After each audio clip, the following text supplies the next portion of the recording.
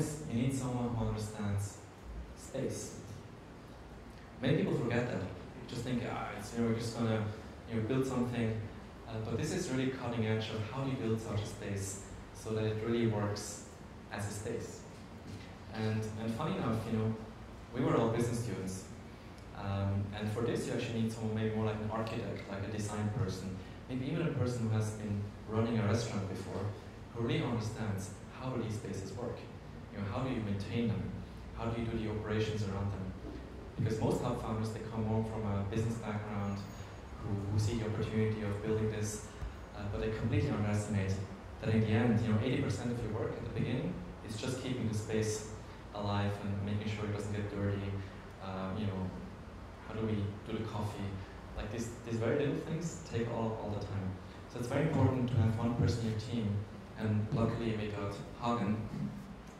We met at a party in Berlin, and he's more of a design person, so he could help us actually to design the space in a way that really works. So that's one. The other thing is community. And this is, again, about the atmosphere. The atmosphere actually comes also from the space. Right? The space is enabling, but more important is the people and the community. And what we found out, the biggest difference in hubs is who is the host. So if you have a person who is very bubbly and lively and is just a people person, like automatically you start getting atmosphere. Because in the end, it's living by example. If you come in and you are like bright and sunny and shining, there are people like that, right? We all know them. They're kind of, when they enter the room in a party, all of a sudden the party becomes alive. So these are the kind of people you need for building an atmosphere, for building community, because automatically then the energy picks up and people start talking more to each other. And then the third element, and that's also very important, you need at least one person who understands about business. Because many, especially if you look at the first HUB founders, also Brussels, Berlin, they were very idealistic driven, right? They wanted to change the world, this vision, it's so wonderful getting all the people together, we can share, we can learn. But unless you actually build it as a business, it's not going to be sustainable.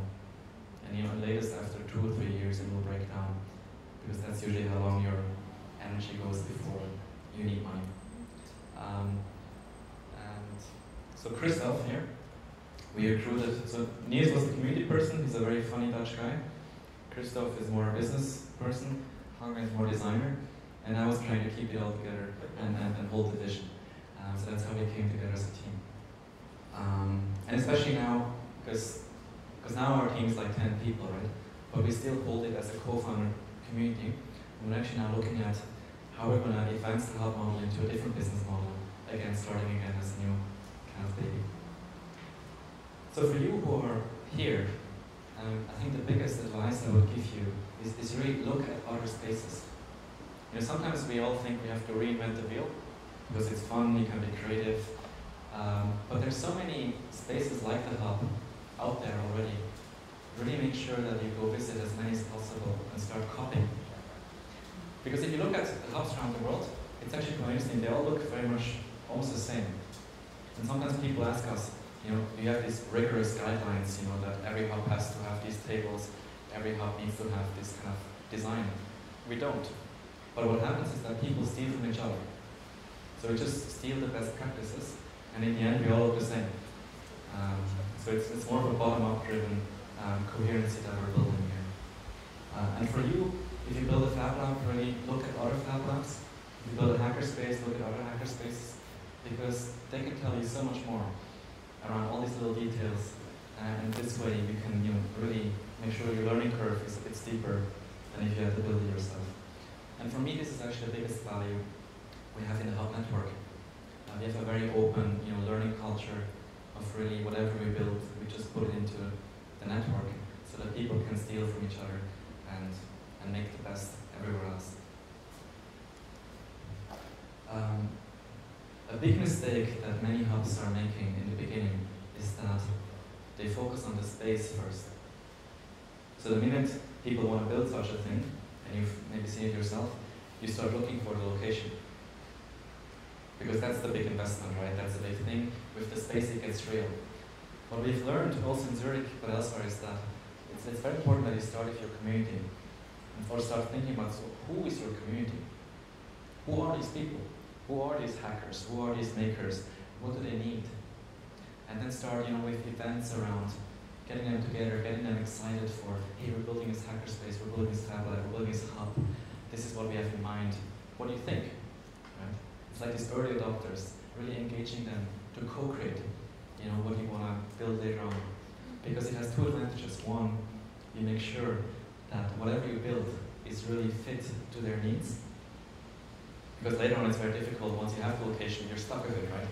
And then your community members say, oh no, it doesn't work, we need, more meeting rooms, we need more offices. You're kind of stuck because you invested. But if you do it before, it really helps to understand, so what are the true needs of the people? So when you again go look for a space, you can be very direct at them. And the second advantage is people actually really appreciate to get involved before you build it. Because then they start feeling ownership of what you're building.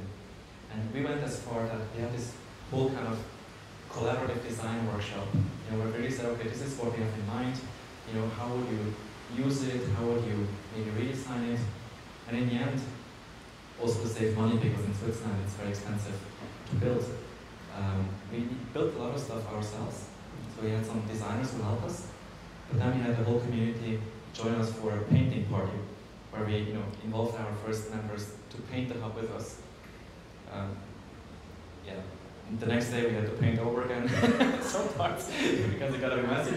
But it really created the foundation for our community, because people got so engaged, in like, oh yes, I painted that wall, and also tables, we made them ourselves. And the more you have that you build yourself, people buy into it, because then it's not just the customer anymore.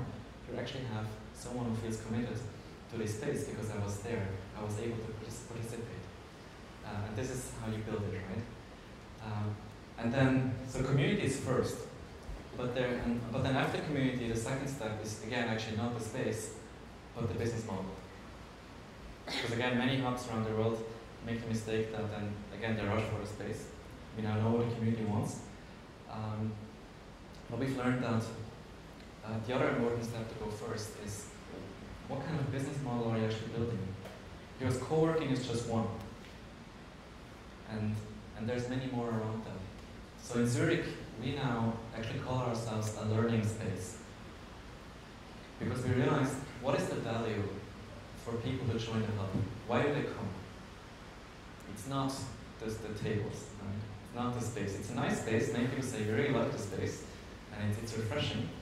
But people come because of the other people. And they come because they want to learn from the other people. So we said, oh well, then let's actually reposition ourselves and say, well, we are a learning space, and we have a wonderful space, but what we focus on is the community and the interaction with people.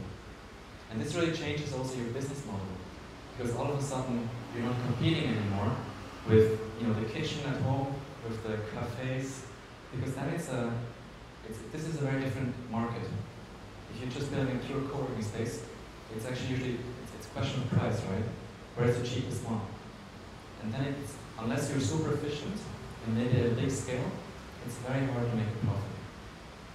Because there's so much competition out there, and it's only getting worse. So what we focus on is actually building a community which cannot be copied so easily.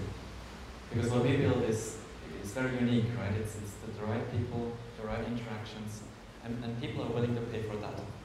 So the reason why people sign up is this kind of membership. Once you have that, you can actually go further. Because you mentioned you have this incubation center, right? And we all said, okay, now we have a space. We have a space, and we have this really cool community of entrepreneurs and freelancers and artists. And that's actually a very good asset. Because with these people, we can now start building programs. So in Zurich, we started building programs around incubation, where we really try to get these entrepreneurs in and help them scale. So we're building relationships to investors, to funds, who are also willing to pay. We have started building new business models with companies, because they also realize that this is actually very exciting. You have now this space which holds a community of the most cutting-edge people. And if you look at the biggest problem of companies these days, especially the big ones, it's innovation.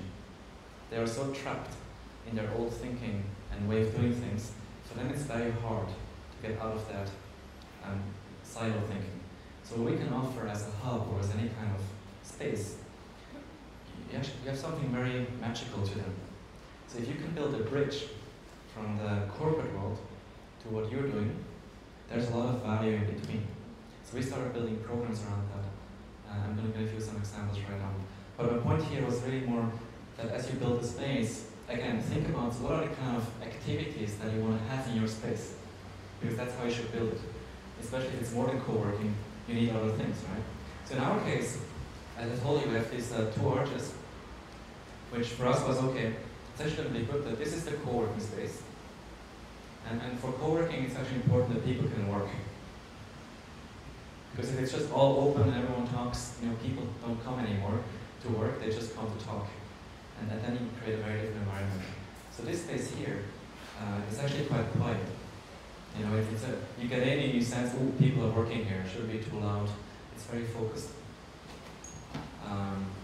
Whereas over here, we built this arena, which is actually great because here we usually have music, it's more like a cafe. Like underneath here, there's like a cafe bistro.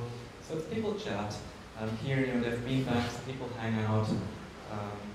It's this kind of structure, right? So you can just hang here during the day. We have presentations, we have workshops. Companies rent it for external workshops.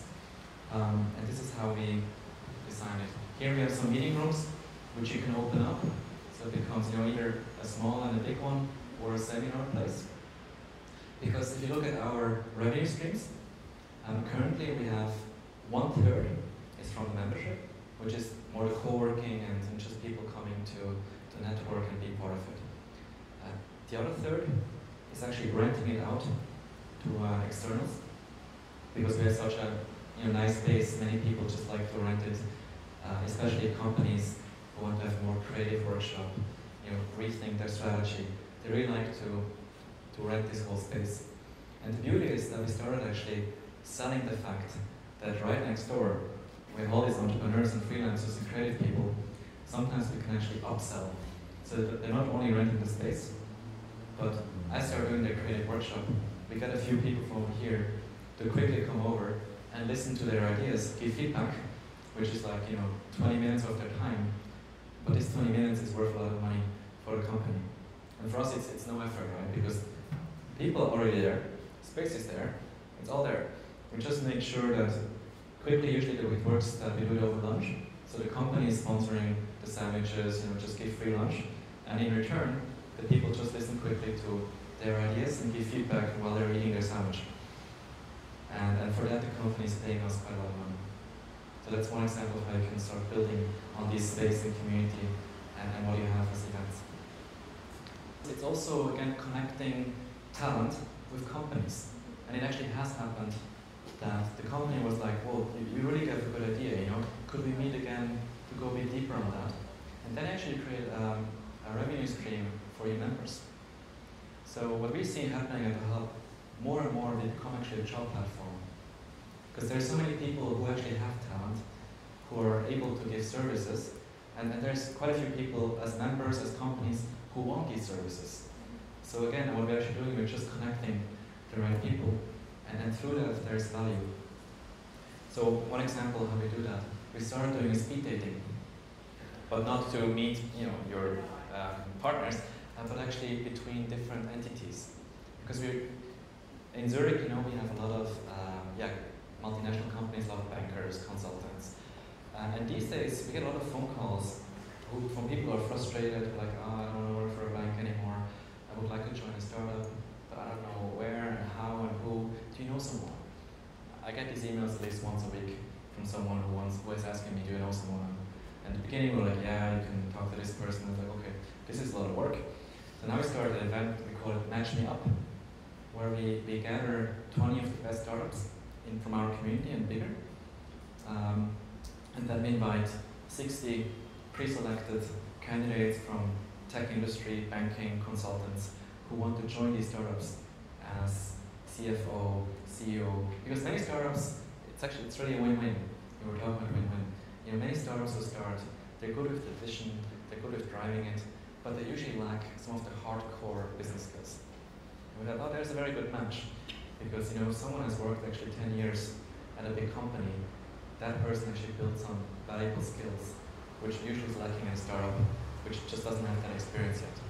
Plus, these people actually usually have money, because over these 10 years, they actually built quite a bit of savings, which they can then bring into the startups. So we started matching these people. And other programs that we started doing, I was mentioning that we want to focus on entrepreneurs. Now the problem with entrepreneurs is that they don't have any money, or they don't want to give any money to rent a membership at a hub, or just pay for a co-working space. But they don't want to pay, because they're very spoiled, right? Especially the good ones. The good entrepreneurs, they always get everything for free. Right? They can work for free at an incubator from the government, or even in companies. So we were thinking, okay, so how do we get these people, right? Because we cannot give it for free, because then we need to make money. So we were looking at the win-win model. And the model we came up with, and aside also for the Do It platform, was a kind of a fellowship, where we get a third party to sponsor the membership for these entrepreneurs, so they can work for free at the hub. They also get some seed capital, and they get some coaching for 1 year. And we are just the facilitator and the host. So now we started looking for who are these sponsors. And the first one we found was WWF in Switzerland. And it was a very easy sell, because for them, what is their mission, right? They want to preserve nature and the environment and make sure our planet is intact. Now, WWF also understands that they're an NGO. They don't have the most innovative people, but they have actually a lot of money. In Switzerland alone, WWF has a turnover of 40 million each year, which is quite a bit of money. So when we came to them, we said, listen, we need 50,000 to, get a startup team, pay the membership, and give them a living stipend of 2,000 each month, so they can actually really focus on this idea. That will ensure that they take their idea to reality. And for WWF, 50,000 is what they would spend on an intern. So this was the pitch. So you can employ an intern to work for you for 1 year and spend this money, or you can give it to us and actually enable a startup to really innovate with a new solution for a more green planet. So when they heard this, they was like, oh, well, it's a very easy no-brainer. If we are serious about our mission, we should rather invest, kind of outsource our R&D to the hub. And so we're building this relationship, and every year now we have 2 fellowships with WWF, where they sponsor directly a team which works at our place. And we now do it as well with companies. We have an insurance company who wanted to learn more about demographics. Also, I think here, but in Switzerland, we have the challenge that people are getting older and older, and we don't have a solution yet about how will that work for healthcare, for people, do they still want to work? How do we make sure that there's a dialogue between generations? Right now, the young people are by themselves, the old people are by themselves. So we organized a fellowship around solutions between the generations, which was sponsored by this insurance company, because for them this is learning, right? They understand that this is very important for themselves as their market. So for them, 50,000 is a very small investment to actually get that knowledge. So this is one program we're building, and the good thing about that is, through this program we get all these really good entrepreneurs, which we can then use for other programs. So we have these corporate programs, right, where we invite entrepreneurs to come to workshops and innovate with the companies. And usually what we do with these fellows, a condition in their contract is, if you get all of this stuff for free, you are actually obliged to be available at least once a month for maybe half a day for a workshop, which we can then sell again to companies who pay a lot of money, because that's really a high value to them. And this is really how we're building our business model. We start with the space and the core community, and then we look at what is the core entrepreneurs, how do we link it to companies, to other markets. And the more we go up, the bigger the margins are getting. And this is how you get profitable.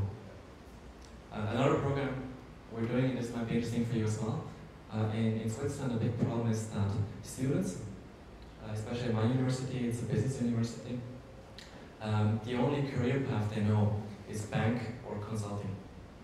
There's nothing really else in their mind. So we thought, how can we change that? So we came up with this summerpreneurship program, which is actually an internship over the summer, which is with a startup. So we're building this class of summerpreneurs. It's very selective.